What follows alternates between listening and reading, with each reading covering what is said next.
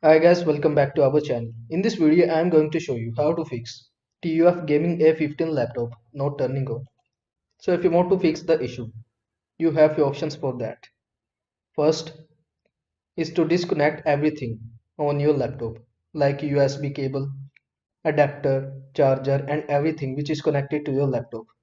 After, press and hold the power button of your laptop for about 40 to 60 seconds. Simply press the power button for about 40 to 60 seconds. Then you will need to see it's work for you or not. The second option is to pressing Ctrl plus Shift plus Window key and plus B. The third option is to leave your laptop with full charge on the battery about few hours. So simply leave your laptop in a full charge of your battery for few hours.